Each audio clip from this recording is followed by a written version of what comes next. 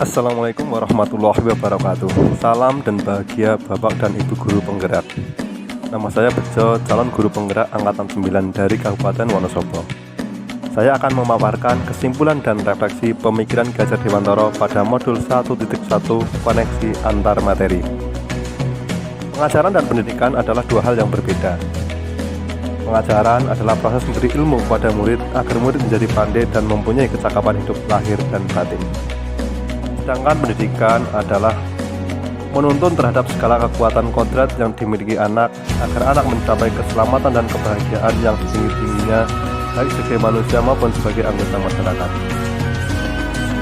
Pendidikan adalah untuk memberikan ruang bagi siswa untuk bertumbuh dan berkembang secara utuh dan menyeluruh agar menjadi manusia yang merdeka jiwa dan pikirannya serta dapat menjadi manusia yang mandiri dan berkarakter. Sebelum mempelajari modul 1.1 tentang pemikiran Ki Hajar Dewantara, pembelajaran yang saya lakukan di kelas hanya sebatas memberikan materi pelajaran. Siswa hanya menjadi objek pembelajaran, sehingga pembelajaran hanya berpusat pada guru. Saya menganggap ketuntasan dalam menyelesaikan materi lebih penting daripada memahami keunikan dan karakteristik siswa. Saya menilai siswa hanya dari aspek kognitif saja tanpa memperhatikan aspek afektif, motor, karakter, dan kajian sosial budaya. Misalnya saat mereka mengerjakan ulangan harian, jika nilai siswa sudah mencapai KKM, maka dinyatakan pembelajaran telah berhasil.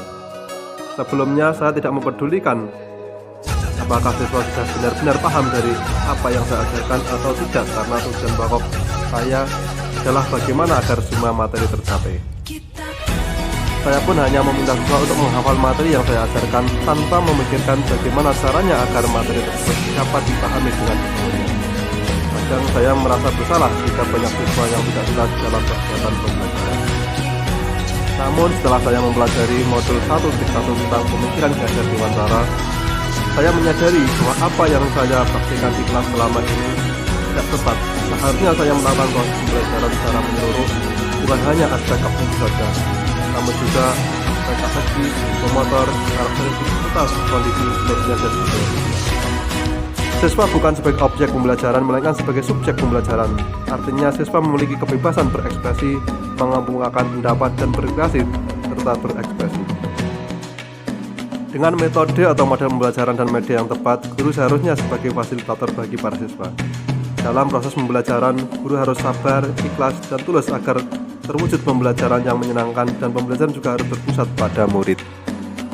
Selain itu, saya juga harus memahami karakteristik setiap siswa, karena setiap siswa dilahirkan dengan segala perbedaan dan keunikan dengan kelebihan dan kekurangannya masing-masing. Saya harus menghargai setiap perbedaan karakter siswa dengan memberikan kesempatan untuk mereka tumbuh sesuai dengan kodratnya. Yang saya akan terapkan dalam pembelajaran di kelas antara lain merancang pembelajaran yang menyenangkan dan interaktif dengan melibatkan semua siswa. Selanjutnya, saya akan menerapkan pembelajaran yang sesuai dengan pemikiran Ki Hajar Dewantara, yaitu berpikir kritis, kreatif, komunikatif, dan kolaboratif dengan berpegang teguh pada konsep pendekatan anak. Pembelajaran tidak lagi menuntut siswa, tapi harus menuntun, yaitu memberi tuntunan atau bimbingan kepada siswa. Berusaha menjadi contoh bagi siswa, baik dalam perkataan maupun tindakan. Selanjutnya, saya harus mengenali karakter dan latar belakang siswa dengan menjalin komunikasi yang baik dengan warga sekolah dan juga wali murid. Terima kasih. Wassalamualaikum warahmatullahi wabarakatuh.